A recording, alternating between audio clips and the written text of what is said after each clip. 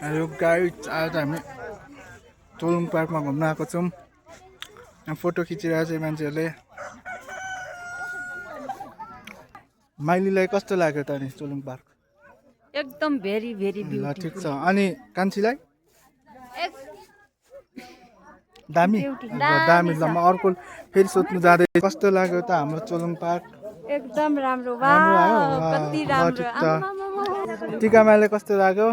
Wow दामी। कस्तो लाग्यो? एकदम दामी ल दामी। ल सरलाई चोलुङ पार्क एकदम राम्रो लाग्यो यहाँ चाहिँ। तर टिकट चाहिँ अलिक महँगो रहेछ। महँगो? टिकट अनुसारको यहाँ चिज छैन।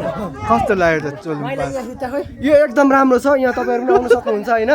यो एकदम रमाइलो रहेछ। यतातिर यसको दृश्य अवलोकन गर्न सक्नुहुन्छ। माइलालाई कस्तो लाग्यो? माइला कस्तो लाग्यो त चोलुङ पार्क? अनि हजुरलाई चाहिँ यो ठाउँ भनेको एकदम लोकप्रिय ठाउँ हो, धेरै लोक भइसकेको ठाउँ हो, यहाँ आउनुपर्छ रमाइलो। अन्त अनि माइटुलाई कस्तो लाग्यो त? मलाई एकदम मन पर्यो, राम्रो लाग्यो। हाम्रो कोच जस्तै तपाईँ अलिक ठुलो मान्छे भएर हामीलाई अलिक राम्रो धन्यवाद धन्यवाद धन्यवाद।